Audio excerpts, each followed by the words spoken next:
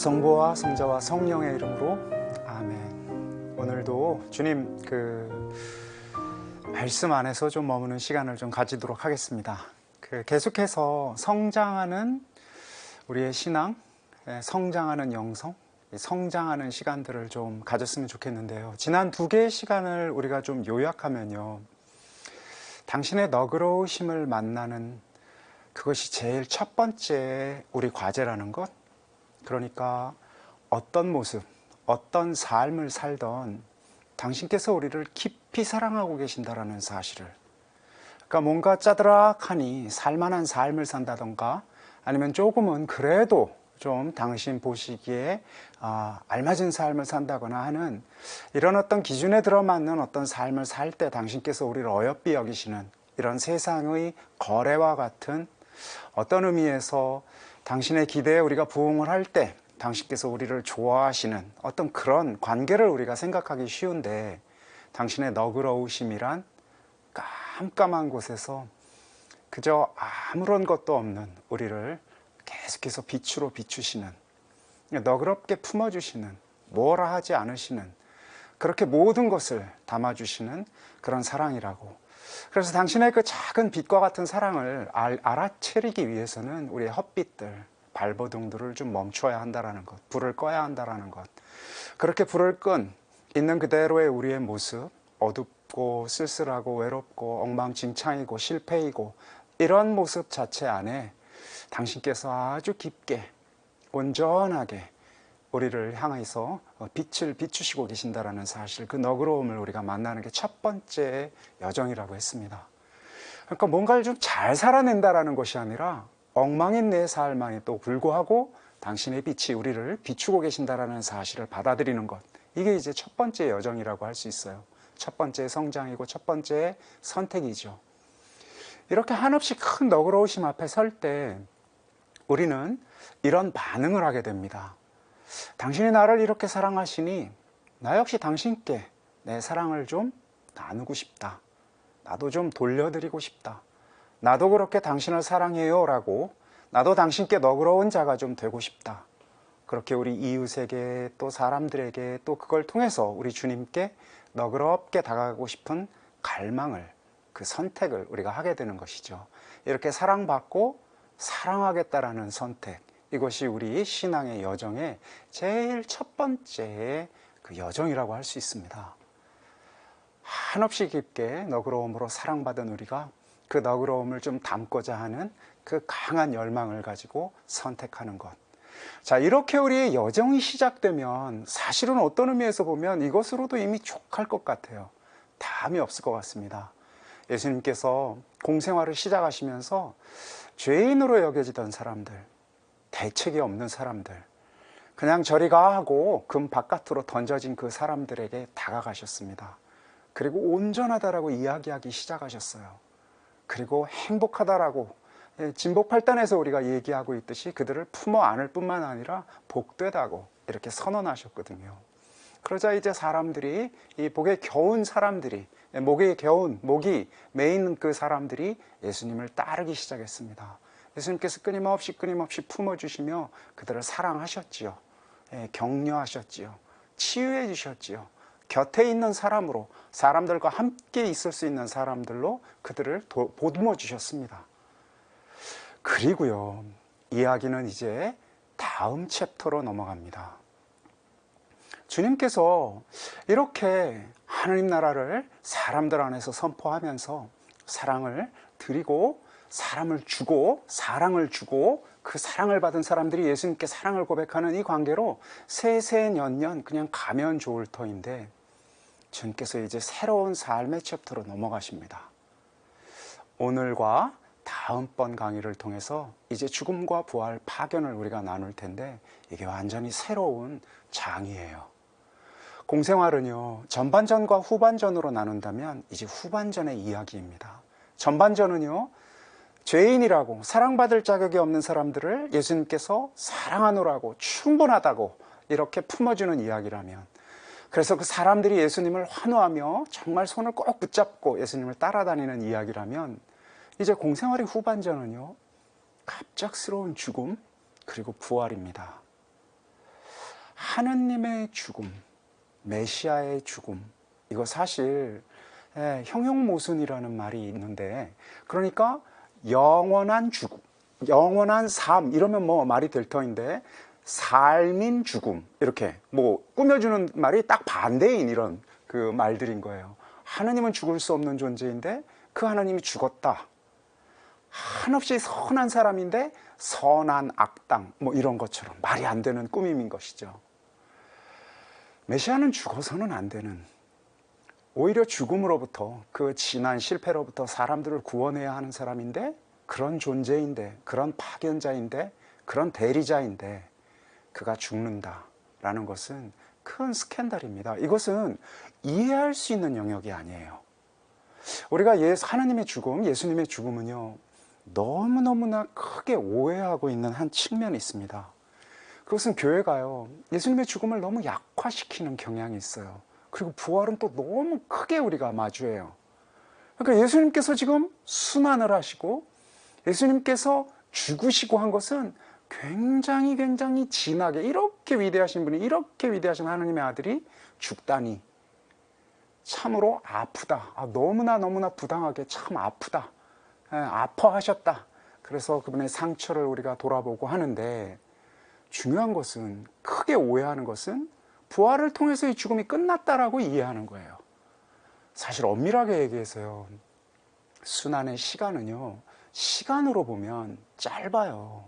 예수님이 잡히셔서요, 두들겨 맞고 그리고 돌아가시는 시간은 아무리 우리가 길게 잡아봐야 3일, 만 3일이 채 안 돼요. 아주 짧은 시간이란 말이에요. 정말 우리가 그냥 좀 거칠게 얘기해서 정말 다시 살아날 일이라면, 다시 온전하게 회복될 것이라면, 아니 까짓거 3일을 못 참겠어요? 3달도 참지요. 정말 온전히 살아낸다면 3년, 꽤 긴 시간이어서 견디기 어려울지 몰라도 뭐 그 정도라면 참을 수도 있겠다 할지도 모르겠어요. 그러나 예수님의 지금 그 아픈 시간들은 이렇게 짧은 시간에 있고, 그 다음 영원한 삶이 있다라고 얘기하면서 우리 훌쩍 부활로 넘어가 버려요. 예수님을 생각할 때 예수님 죽으신 분이 아니에요. 그분은 부활하신 분이에요. 이렇게 그분의 죽음을 굉장히 일시적인 어떤 한 현상, 그리고 부활을 통해서 그 죽음이 싹 사라져버린 그런 어떤 잠시적인 사건으로 우리가 죽음을, 순환을 이렇게 이해한다면 예수님의 죽음과 부활을 굉장히 비복음적으로 이해하는 셈입니다. 사실은요, 교회는, 우리의 신앙은요, 이 죽음 앞에 조금 더 진지해야 합니다. 예수님의 죽음은요, 진짜로 진한 죽음이었어요. 그 2박 3일, 1박 2일, 그 며칠 안 되는 그 짧은 시간의 죽음이 아니었어요. 그의 죽음은 지금도 지속되고 있는 죽음입니다. 그게 무슨 얘기인가? 아니, 죽음이 지금도 지속되고 있다니, 부활하신 거 아니었어? 부활하셨지요. 그런데 그 부활이요, 또 숙제예요.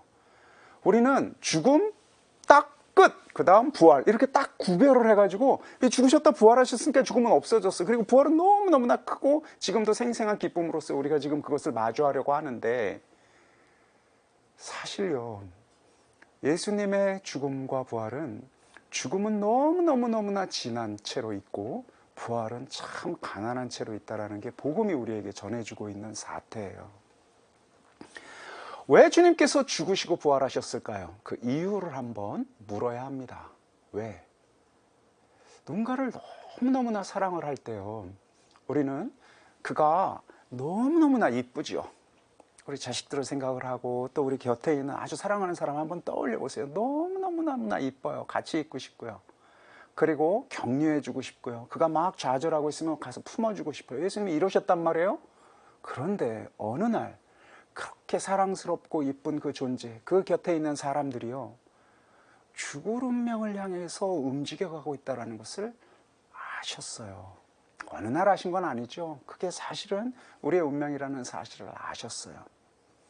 예수님께서 병에서 건져준 사람들, 죽음에서 일으킨 사람들, 이런 사람들 결국 죽었을까요? 안 죽었을까요?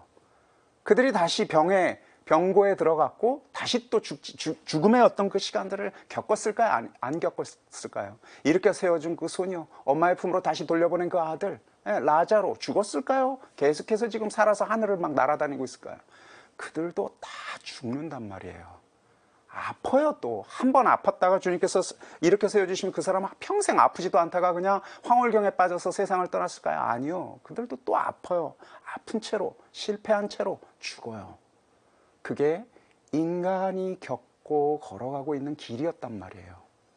자, 그런 상황에서 참으로 그런 존재를 사랑하는 그가 할 수 있는 게 무엇일까? 계속해서 고쳐주고 계속해서 죽음에서 벌떡벌떡 일으켜 세워주는 그런 것일까요? 주님께서 이제 다른 사랑을 하기 시작하신 거예요.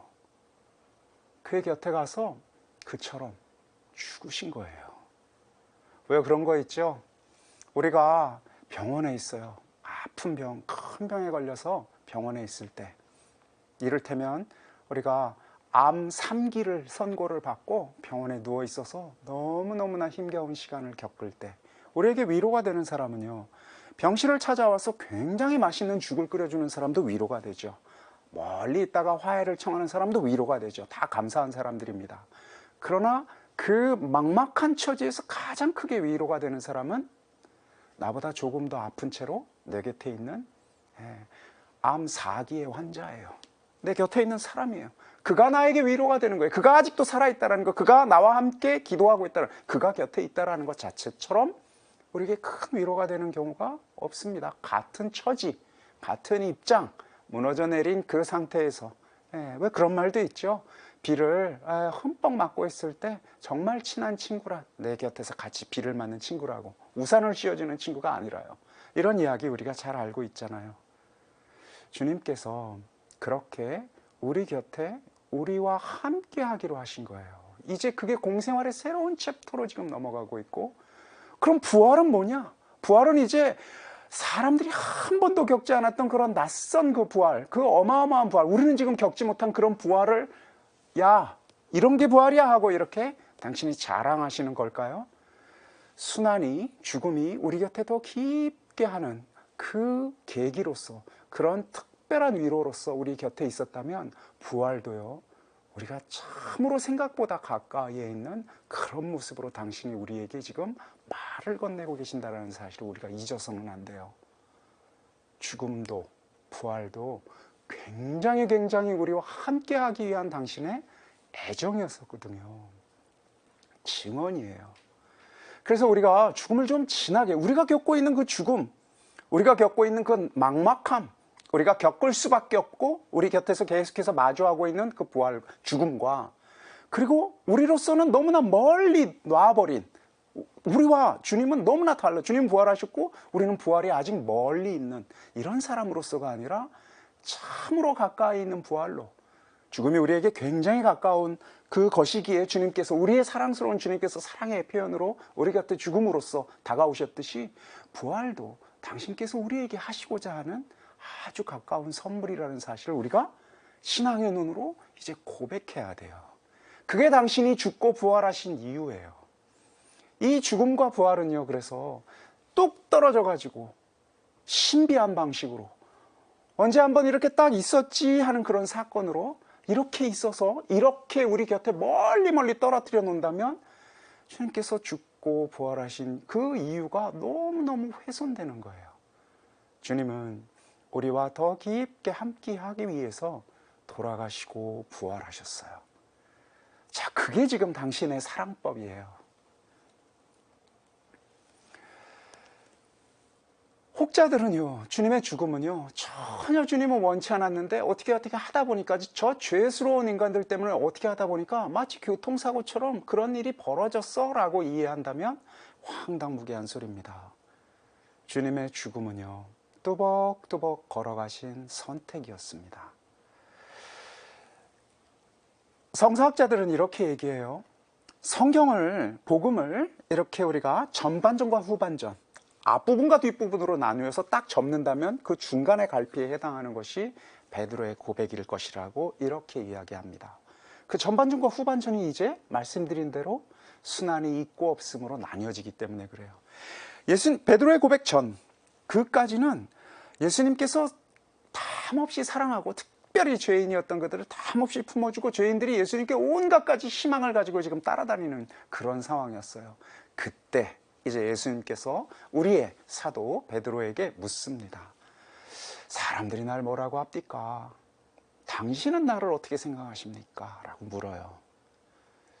베드로가요, 굉장히 담대하게 이리 이야기합니다.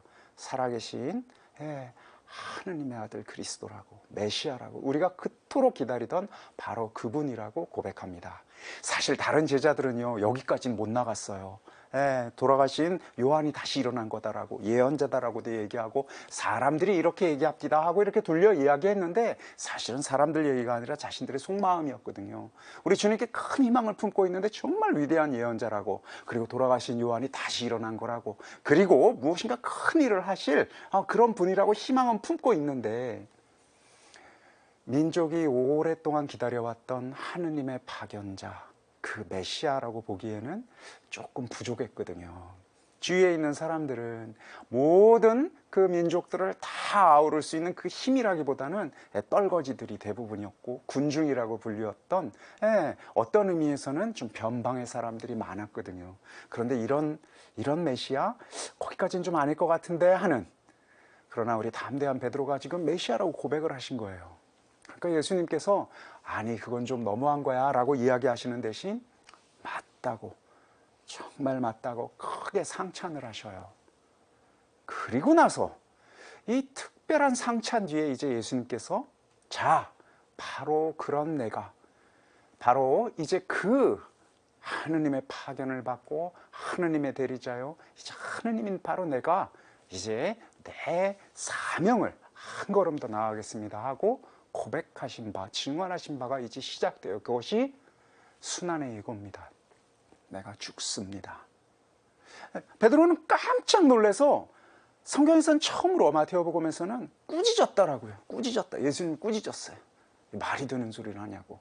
내가 지금 죽지 않는 자로, 죽음을 이기는 자로, 모두를 살리는 자로, 이 질곡과 억압과 어둠을 다 몰아낸 그 빛이라고 지금 고백을 했는데, 아니, 죽는다 그러면 어쩌자는 거예요.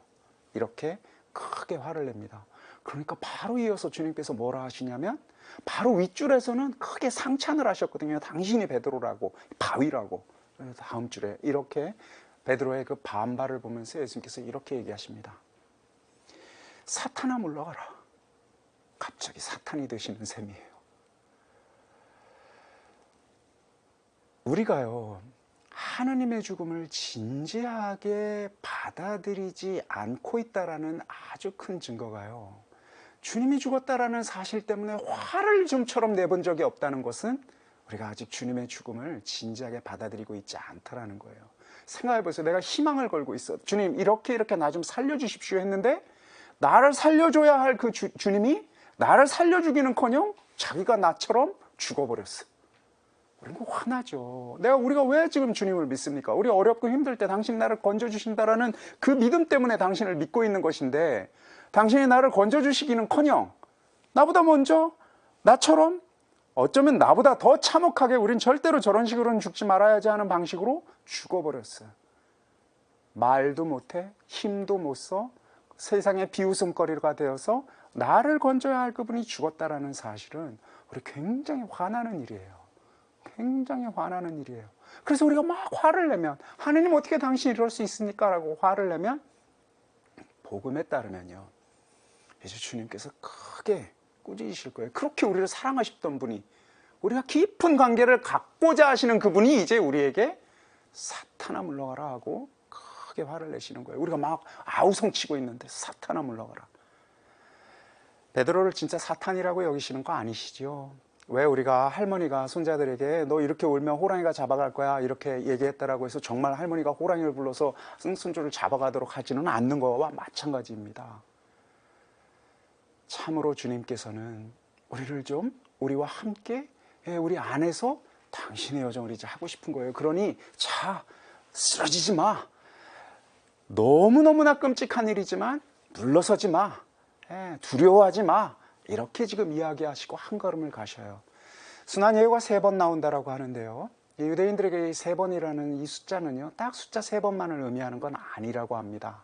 3이라는 숫자는요, 많은 반복을 의미합니다. 한 번 얘기하신 게 아니에요. 두 번째 이 순환 예고할 때는 우리 제자들이 무서워서 이게 무슨 뜻인가 하고 묻지를 못했다라고 해요. 뭔가 이게 당신이 계속해서 이야기를 하시니 의미는 있는 것 같은데 나는 당신의 죽음은 빼고 나머지 것들 가지고 좀 얘기하고 싶어요. 당신의 사랑, 당신의 온유함, 당신의 자비, 당신의 용서, 우리가 좀 소화할 수 있는 것들을 가지고 얘기하고 싶지, 당신의 죽음, 당신의 침묵, 당신의 할 일 없음, 이런 것들은 어떡하라고. 그걸 기도를 하라는 게 뭐야. 그걸 가지고 우리가 뭘 할 수가 없어요. 그러니 밀쳐놔요. 감히 묻지 못해요. 그리고 나는 이것을 묻고 주제화시키고 그렇게 또 답을 듣는 것을 감당할 힘이 없다는 걸 우리가 너무나 잘 알아요. 제자들이, 복음을 통해서 우리가 알고 있는 제자들이 그러했어요. 우리랑 참 같아요. 인간이었어요. 세 번째 순환 예고를 했을 때 이제 제자들은요, 조금 더 뻔뻔해집니다. 바로 제자들은 순환 예고 뒤에 어떤 에피소드들이 있냐면, 나중에 당신이 하느님 나라에서 정말 큰 자리 차지하면 우리 아들은 오른쪽, 또 하나들은 왼쪽에 좀 세워주십시오 하는 인사청탁까지 합니다. 그게 순환 예고 세 번째 다음에 나온 얘기예요. 한마디로 이제 순환 예고는 계속 당신은 얘기하십시오. 그게 뭔지도 모르겠고 언젠가 그런 일이 있을지 모르겠으나 적어도 내 삶의 계획 안에서, 우리의 지금 당신을 향한 희망 안에서 그것들은 뭔지 모르겠고 그건 알아서 당신이 하시고, 품지를 못하고 있어요. 밀쳐둔 거예요. 순환 때 제자들이 도망간 것은 그때 있었던 두려움에 따른 어떤 갑작스러운 놀람이 아닙니다. 순환은요, 죽음은요, 실패는요, 사실은 우리들이 계속해서 받아들일 수 없음에도 불구하고 주님께서 또박또박 한 걸음 한 걸음 걸어내신 길이고, 결국은 우리가 당신과 함께 한다면 이렇게 뚜벅뚜벅 걸어내야 할 것이라는 사실을 먼저 좀 보여주고 계시는 거거든요. 우리와 함께 지금 이 길을 걷고 있는데, 먼저 이 길에서 우리는 철저하게 거절하고 외면하고 그리고 무시합니다. 두려워하고 무시해요. 이게 지금 순환이 가지고 있는, 당신이 겪은 순환이고 우리가 앞으로 또 겪어야 할 순환입니다. 끔찍한가요? 아니요.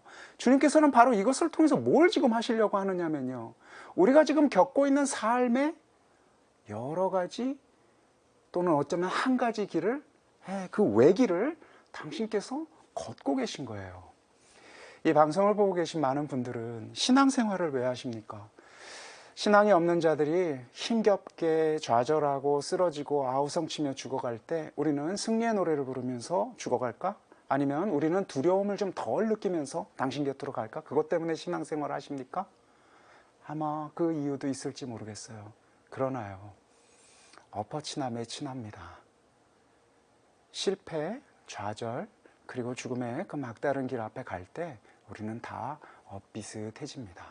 견딜 수 없음이에요. 알 수 없음이에요. 두려움이에요. 그리고 혼자 있음이에요. 계속해서 버려짐이에요. 그 시간들이 어떤 사람은 좀 길게 가고 어떤 사람은 짧게 가는데 어찌할 수 없는 이 막막함들을 우리가 가게 될 것인데, 우린 철저하게 그것은 뒤로 물려놓죠. 그런 일은 지금은 안 일어나니까, 나중에 일어날 일이니까 그런 것까지 고민하면서 세상을 우울하게 살아야 하나 싶은데, 주님께서 이 두렵게 덮어놓은 그 그물을 확 걷어치우고 이렇게 얘기하시는 거예요. 그 끝장인 세계, 잘 덮어놓고 단돌이 해놓은 그 세계, 이제 덮어놓지 마라. 덮어놓지 마라. 내가 지금 그 길을 걷고 있고 그대도 그 길을 나와 함께 걸을 거야 하고 지금 확 펼쳐버린 겁니다. 보자마자 그래요, 당신이 이렇게 가셨으니 나도 이렇게 가겠습니다 하고 따라 나설 자는 아마 없을 겁니다. 시간이 필요하죠. 어떤 시간? 먼저 우리의 주님께서 이 길을 걸으셨다라는 사실을 담대하게 받아들이는 이 믿음의 시간들이 필요합니다. 주님께서는 준비한, 선택한, 거슬리지만 계속해서 뚜벅뚜벅 그 길을 걸으셨습니다. 그래서 순환을 이야기할 때요, 특히 이제 사순절을 우리가 보낼 때요, 끔찍한 일이다. 아우. 그래서 막 그냥 막 죄를 뒤집어 쓰고 얼굴은 우울하게 하고 사실은 막 이렇게 지내는데요. 조금 우리가 이 시간을 어떻게 지낼 것인가에 대해서 또 조금 새로운 시선이 좀 필요하긴 해요. 왜냐하면 한번 생각해 보세요. 누군가가 나를 엄청나게 사랑했어요. 그래서 내가 내가 앞으로 겪을 수밖에 없는, 그래서 내가 두려움으로 잘 덮어놓은 그 삶을 그가 먼저 한 걸음씩 지금 걷고 있어요. 왜? 나를 사랑해서 나와 함께 하겠다고. 그 나와 함께 하는 그 시간을 그가 지금 생생하게 먼저 지금 걸어주고 있어요. 힘내라고. 내가 그 길을 걸어야 할 때 이제 그게 너무너무나 큰 위안이고 힘이 될 것이기 때문에 지금 그가 걷고 있어요. 굉장히 어려운 길을 걷고 있어요. 나를 사랑을 해서. 누군가가 나를 죽도록 이리 사랑한다면, 그런데 그 사랑의 표현이 힘겨운 시간을 겪고 있다면 우리는 그걸 보면서 안타까울 거예요. 가지 말라고도 손을 당연히 잡겠죠. 그러나 그는 안 갈 수가 없어요. 왜냐하면 내가 갈 길이니까. 그래서 그 길을 그가 이렇게 천천히 걸어가고 있는 것을 우리가 함께 할 때 우리는 두 가지 감정을 가질 수밖에 없어요. 누군가가 나를 이렇게 사랑한다고? 왜, 한번 생각해 보세요. 죽기까지 나는 그대를 사랑할 것입니다. 그리고 나는 내 삶의 모든 것을 던져서 당신을 사랑하겠습니다. 이런 사랑 고백을 받을 때 정말 달달하죠. 너무나 좋아요. 누가 나를 그렇게 사랑한다면, 내가 죄인이든 죄인이 아니든 그건 모든 거를 지금 이제 그건 중요하지 않아. 그가 온 삶을 바쳐서, 그의 목숨을 바쳐서 나를 사랑한다라고 하니 우리는 그것 때문에 사실은 깊은 기쁨을 지금 마주할 수밖에 없어요. 그냥 좋은 것을 나누자라는 얘기가 아니잖아요. 그 모든 것을 바쳐서 나를 사랑한다라고 하니, 그리고 실로 그 모든 것을 바치는 것을 이미 시작한 것을 우리가 지금 마주하면서 사실은 순환의 그 시간 동안에 그냥 막 눈물만 흘릴 수는 없는 거거든요. 아프지요. 그가 나를 사랑하는 그가 아파하고 있으니 나도 아픈데 동시에 저 깊은 기쁨이 없다면 이 아픔은 웃기는 거예요. 나를 그렇게 사랑하는데, 그가 내 곁에 있는데 그 사랑을 내가 지금 먼저 받아들인다면 기쁨과 슬픔이 막 뒤범벅이 된, 웃다 우는 저 깊은, 내 생이 엉망진창이고 꽝일지라도 그럼에도 불구하고 나를 이토록 사랑하는 자가 모든 것을 바쳐서 그의 인생을 꽝으로 만들었다라고 한다면 우리는 여전히 무엇인가 내 삶은 헛된 것은 아닐지 모른다라는, 헛된 것일 수 없다라는 그런 위안을 이제 만나게 되는 것이거든요. 그래서요, 이 슬픔과 기쁨이 막 뒤섞이는데 조금씩 더 진해지는 거예요. 나 사랑해 그러면서 손가락 하나를 이게 이제 바쳤다라고 치자고요. 팔 하나를 바쳤어요. 다리를 바쳤어요. 모든 것들을 하나씩 다 바치면서 모든 것을 통해서 조금씩 더 아픔이 깊어지고 있어요. 아픔은 끔찍하지만 사랑의 깊이를 우리가 조금씩 만나가기 때문에 이 순환을 통해서, 이 순환을 기억해내면서 나를 사랑하시는 그분을 우리가 떠올리면서 아픔과 함께 조금씩 더 깊은 기쁨으로 나아가는 것이거든요. 당신은요, 이 순환과 연결하여서 특히 이제 십자가 이 순환 예고를 하시면서 몇 가지 중요한 그 사건들로 우리를 계속해서 격려하셔요. 변모의 사건도 있죠. 주님께서 순환 예고를 하시면서 이제 변모로서, 자, 그게 끝이 아닙니다. 그게 끝이 아니라 사랑하는 하느님의 그 귀한 이 선물이 있습니다 하고, 아름다움으로, 영광스러운 변모로, 아름답게 변모하였다라는 뜻이거든요. 아름다운 변모로 이 순환을 계속해서 확인해 줍니다. 그게 무엇인지. 그리고 또 계속해서 이어지죠. 당신께서 빵이 되어서, 피가 이 지금 음료가 되어서 마시는, 그래서 다른 사람들 안에, 몸 안에 이렇게 온전히 들어가는 것이 지금 더 깊게 그렇게 결합해서 한 몸이 되는 것이, 그것이 바로 지금 당신이 하시고자 하는 순환이고, 그렇게 당신이 부활하실 거라는 사실을 이렇게 여러 가지 것들로 우리에게 지금 알려주는 여정이거든요. 조금씩 더 깊어져요. 고통도 깊어지고요. 그러나 동시에 당신이 우리를 얼마나 사랑하는지 그 사랑도 지금 깊어지고 있습니다. 그래서 말이에요, 우리가 이 당신의 죽음, 하느님의 죽음을요 좀 진지하게 마주해야 합니다. 이건 약화시키거나요. 곧 올 부활을 위한 준비의 시간이 아니에요. 같이 지금 부활과 붙어 있는 시간이고 하나님의 죽음을 조금 진지하게 우리 삶 안에서 간직하고 음미하고 체험해야 합니다. 그 진지한 하나님의 죽음을 체험하는 것이 우리를 당신께로, 당신의 사랑으로 깊게 깊게 이끌어가요. 하나님의 죽음을 체험한다. 하나님의 실패를 체험한다. 그러니까 나는 당신이 참 힘있게 나를 건져주실 그분이라고 지금 굳게 믿고 있고, 그것이 내 삶을 지탱해온 가장 큰 위로이고, 계속해서 당신께 지금 내가 매달린 이 이유인데, 내가 지금 살려달라고 매달렸는데 이렇게 매달린 이분이 내 곁에서 나처럼 무릎 꿇고 있고, 나처럼 무너져 내려 있고, 나의 굽은 등을 그가 고스란히 가지고 있다는 사실을 마주한다는 게 첫 번째는 난감할 수밖에 없어요. 난감해도 좋아요. 제발 좀 우리는 난감한 시간이 있어야 돼요.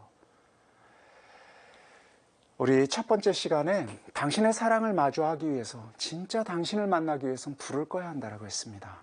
그게 안식일의 정신이라고 했어요. 세상의 모든 것들, 나를 위로해 줬던 것들, 내가 지탱해 왔던 것들로부터 좀 결별하여 막막한 것 안에서, 도대체 주님 제가 이러면 살 수가 없는데요 라고 외치는 이 깜깜함 속에서 외칠 때 당신의 빛이 이제 우리에게 다가온다라고, 빛을 볼 수 있는 힘이 생긴다라고 초대했어요. 순환은요, 똑같은, 그러나 더 깊이 있는, 더 깊은 인격적인 만남입니다.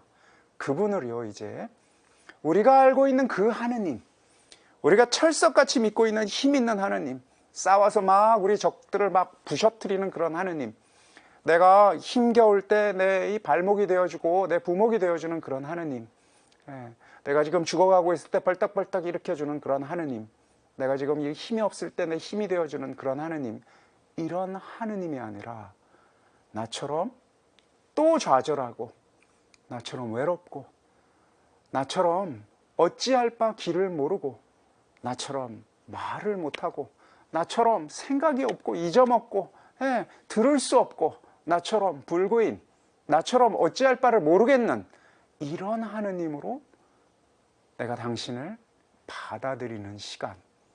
왜냐하면 정말 당신은 그런 분이거든요. 그렇게 나의 가장 가까운 곳에 와 계신 분이거든요. 그러니까 내가 그냥 약한 것만이 아니에요. 난 또 죄인이잖아요. 우리는 수없이 많은 죄의 시간들 앞에서 우린 이래요. 그래 좋아 당신 약해, 나도 약해. 그런데 나는 약한 것 플러스 더러운 오물을 뒤집어 쓴 죄인이잖아. 난 또 죄도 짓잖아. 이 와중에 내가 이렇게 약해 빠지고 이런 와중에도 뭐 이런 죄도 짓고 저런 죄도 지으니 당신이 거기까지 와서 내 모습을, 내 흉내를 내시지는 못하겠지라고 우리는 생각할지 모르겠어요. 생각해 보세요. 주님께서 세례 받으신 분이에요. 더러운 물이었어요. 사람들의 죄를 씻은 물 아닙니까? 그런데 죄가 하나도 없는 그분이 그 물속에 들어가서 그 죄를 씻은 물을 그 물로 가지고 자신의 몸을 더럽힌 분이에요.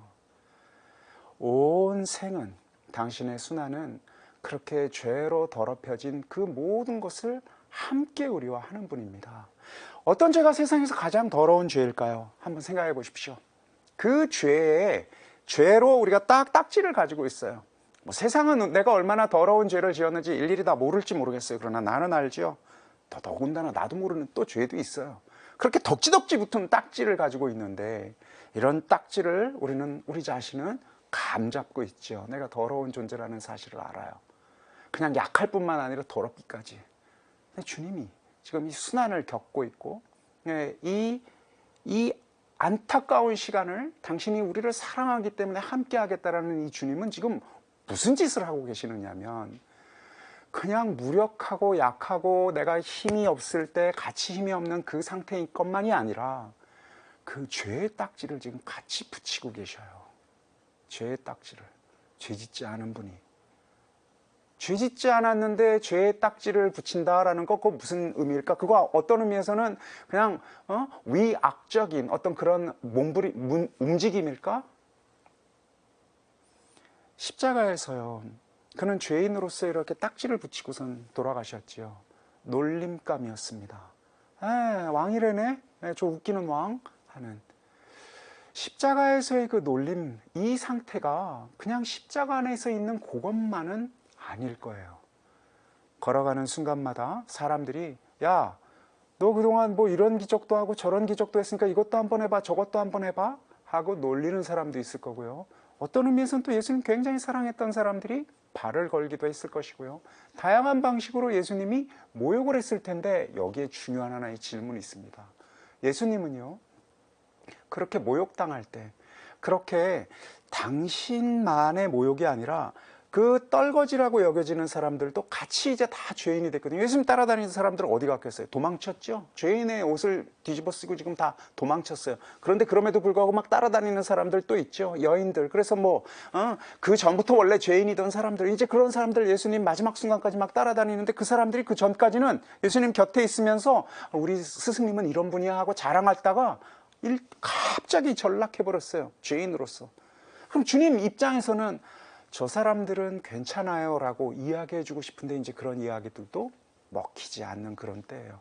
한마디로 얘기해서요, 왜 그런 거 있죠. 내가 막 열심히 좀 해봤는데 나 때문에 집안이 망했어. 그래 집안 식구들까지 다 어려움들에 지금 처해 있어요. 그러면 나도 죄인이고 그렇게 망해버린 집안 식구들도 다 죄인이 돼버렸단 말이에요. 그럼 우린 지금 미안해요. 나는 이거 하나 좀 감당할 수 있을 텐데 저 친구들까지 저렇게 어려운 처지에 있으면 안 될 것 같은. 제가 장황하게 이리 말씀드리는 이유는 예수님이 이렇게 실패했을 때 죄인의 딱지는 없지 않느냐라는 지금 그런 우리의 생각과, 그러니까 예를 들어서 나는 이건 거룩하게 다른 사람을 위해서 고통받는 거야 이런 게 아니라 정말 망해버린 자가 가지고 있는 그 자금, 그 쓸쓸함, 두려움, 그리고 어찌할 바 모르겠는, 자, 이거 죄책감이라고 표현을 할지 뭐라고 지금 표현을 할지 모르겠는 그 수많은 감정들이 뒤엉켜 있는 상태일 거라는 것이에요. 그걸 예수님께서 그걸 우리와 함께 하고 있어요. 사람들은요, 예수님의 고통을요, 예수님 마음은 이렇게 막 고통스러울 때도 마음만은 평화로워서 어떠한 것들로 또 흔들리지 않는 잔잔한 호수와 같은 마음이었을 것이다라고 만약에 생각을 한다면 황당무계한 생각입니다. 격동, 불안, 두려움, 어찌할 바를 모르겠는 그 마음들. 우리 왜 실패했을 때, 집안에 이제 차압딱지가 막 붙었을 때, 그래서 막 끌려갈 때, 아이들에게 당장 저거 어떻게 지금 저것들을 어떻게 건사해야 될지 모르겠는 그 막막한 순간에 그 소용돌이들이 예수님의 이 겉에, 이 상처뿐만 아니라 마음속 안에서도 고스란히 있었어요. 두려움과 어찌할 바를 모르겠는. 그러니 지금 죄인이다 아니다 이것보다 더 깊게 그는 온전한 실패를 다 감당하고 있는 것이었어요. 마음의 움직임, 격동, 흔들림들이. 우리 하느님이 그런 분이에요. 그래서 우리는 이제 또 묻습니다. 아니 그럼 왜 그래? 하느님은 그러면 안 되지. 하나님께서 그 마음의 격동 속 안에서, 그 흔들림 속 안에서 무엇을 하고 계시냐면, 주님, 나의 아버지, 제가 이 사람들을 깊게 사랑하여 이들 곁으로 오늘 더 깊게 한 걸음을 또 내디디고 있습니다 하고 그렇게 깊게 우리 안으로 들어오시는 거거든요. 그것은 그 먼 날부터 육화하여 동정녀 마리아의 몸으로 오신 그날부터 계속해서 사람들 더 깊은 곳으로 이렇게 내려오신 여정이에요. 그 여정이 이제 사람들의 그 막다른 실패, 끝장이라고 얘기하는 죽음까지 이르는 겁니다. 그렇게 이 모든 것을 당신이 함께 하면서 소용돌이치는 마음의 불안 속에서도 끊임없이 아버지 하느님께서 나를 파견하시고 바로 이 사명을 수행하기 위해서 내가 이 길을 걷고 있노라라고 고백하시는 거예요. 많은 분들이 이렇게 물으실 겁니다. 아니, 무슨 소리야? 마음이 격동 속에 있기 때문에, 마음이 불안 속에 있기 때문에, 마음이 지금 어찌할 바 모르겠는 그 수많은 그 소용돌이 속에 있기 때문에. 오늘날 우리 세계는요, 특히 영적으로 우리가 영신 사정을 우리가 지금 이렇게 다루는 법을 잃어버린 이 세계는요, 마치 우리 마음 안에 있는 부름을, 바람들을 다 내 것이라고 여겨요. 그러니까 불안하면 내가 불안한 것이고, 기쁘면 내가 기쁜 것이고, 외로우면 내가 외로운 것이고, 어떤 사악한 생각이 들면 내가 사악한 생각을 한 것이고, 또 어떤 좋은 생각이 들면 내가 좋은 생각을 하는 것이에요. 마음이 평온 속에 있으면 내가 평온한 곳에 있는 것이고, 마음의 불안 속에 있으면 내가 불안한 곳에 있어요. 이 모든 마음속 안의 움직임들을 다 나의 것이라고 생각을 해요. 아니에요. 아니에요. 바깥에 있는 바람처럼 내 마음 안에도 여러 개의 바람들이 불고 있어요. 불안의 바람도 있고요. 기쁨의 바람도 있습니다. 당신을 더 따르게 하는 바람도 있고요. 아닌 바람도 있어요. 수없이 많은 바람이 우리 마음 안에 있어요. 그것이 다 내가 책임져야 되고, 내가 만들어내고, 내가 열심히 살면 잠재울 수 있는 이런 것들이 아니에요.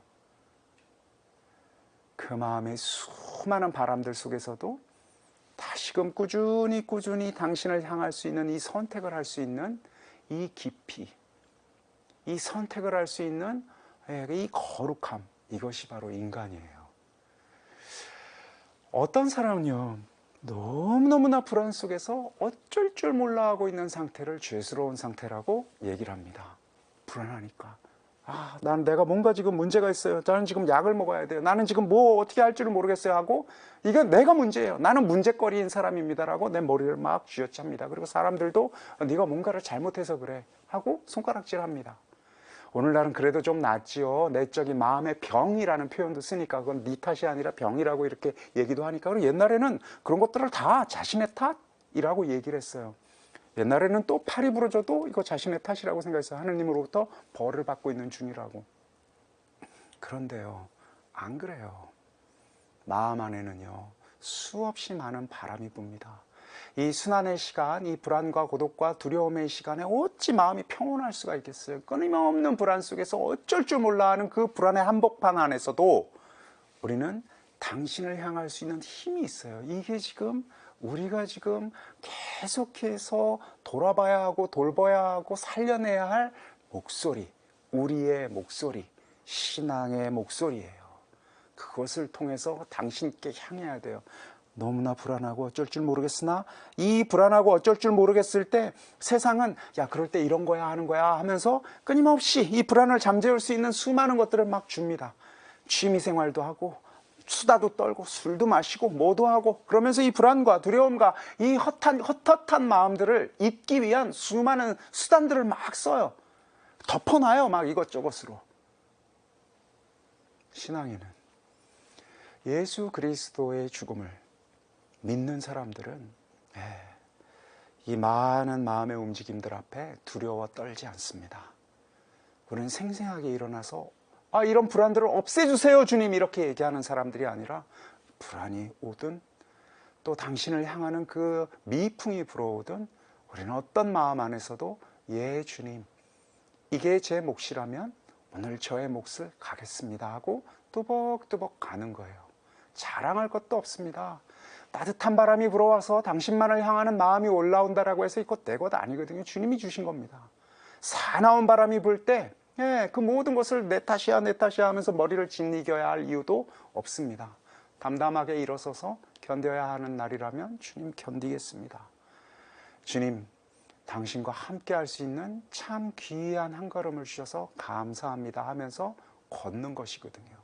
외치면서, 불안 속에서, 두려움 속에서 악을 쓰면서 우리는 그럼에도 불구하고 주님, 당신 저와 함께 살아계시고 저와 함께 죽고 있습니다. 그렇게 저와 함께 살고 있습니다 라고 고백하며 가는 것이거든요.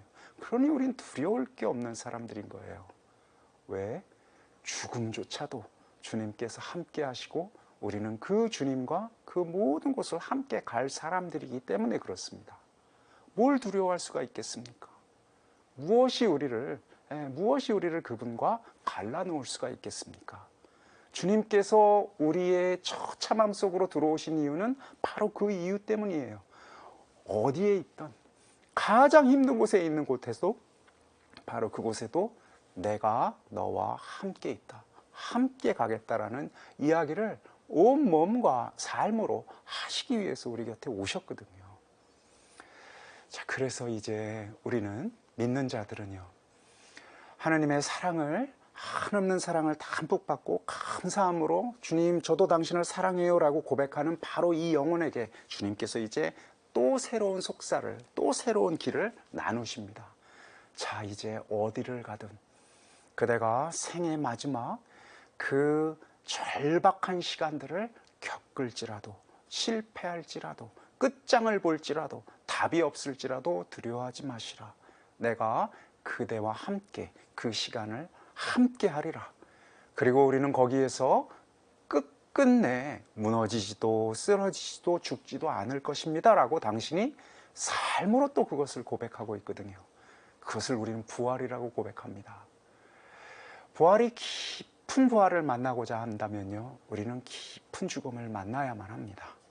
사람마다 당신이 주신 선물의 양이 다 달라요. 어떤 사람은 좀 짧은 죽음, 얕은 죽음을 만날지도 모르겠습니다. 어떤 사람은 깊은 죽음, 너무나 참혹한, 어찌할 바를 모르겠는, 이해할 수 없는 막다른 벽과 같은 죽음을 만날지도 몰라요. 그러나 바로 그곳에서 믿는 자들은 더 깊은, 알 수 없는 그 죽음의 깊이만큼 깊은 부활을 또 만나는 사람들이거든요. 우리 그렇게 고요하게, 그렇게 다르게, 그렇게 깊게, 그렇게 깜깜하게 이 죽음을 통해서 당신을 더 깊게 만날 수 있는 사람들이에요. 그래서 우리는 선물을 받은 사람들입니다. 언제 어디를 걷던 주님께서 우리와 함께 하시리라고 믿기 때문에 그러합니다. 이 특별한 이 시간, 당신의 죽음을 이해할 수 있기 위해서는 다른 길은 없습니다. 우리의 실패밖에 없어요. 우리의 약함밖에 없습니다. 약하지 않은 자가, 실패하지 않은 자가, 죽음의 그 목전에 다다르지 않은 자가 감히 무슨 실패이며 약함이며 죽음을 이야기할 수 있겠습니까? 작은 실패, 작은 막막함, 답이 보이지 않는 그 사태, 그렇게 빨려 들어가고 있는 어떤 그 삶의 질곡들, 믿지 않는 자들은 그 질곡들 앞에서 외칩니다. 이거 없애달라고. 그러나 믿는 자들은 더 깊은 기쁨으로 그 질곡들 안에서 주님을 만납니다. 그게 성소예요. 거룩한 감실입니다. 거기에서 주님이 생생하게 우리와 함께 하고자 하니까, 함께 결합하고자 하니까 우리는 그것을 더 이상 이제 두려워하지 않습니다. 어둠과 죽음을 청할 수는 없습니다. 한갓진 인간이 어떻게 그런 걸 청하겠어요. 그러나 어둠과 죽음이 우리 곁에 있을 때 외면하지 않을 수는 있습니다. 주님, 이거 없애주세요. 하느님이라면 이런 거 저희 앞에서 주시면 안 되죠? 하는 이런 어린 믿음이 아니라, 주님, 이제 드디어 제가 당신과 함께 할 수 있는 시간, 당신을 깊게 따를 수 있는 시간, 당신과 결합할 수 있는 시간, 당신을 배울 수 있고 당신의 기쁨을 만나고 당신의 영광을 함께 할 수 있는 시간이 오는군요 하는 그 내밀한 기쁨을 우리가 마주해야 되겠습니다. 그래서 참 기도는요, 말할 게 없습니다. 참 기도는요, 그저 곁에 좀 있는 겁니다. 참 기도는요, 망연할 수밖에 없겠습니다. 이렇게 우리의 기도는 깊어지고 주님과 우리의 시간들은 조금씩 더 당신을 닮아갈 것이리라, 이렇게 확신합니다. 아멘. 성부와 성자와 성령의 이름으로 아멘.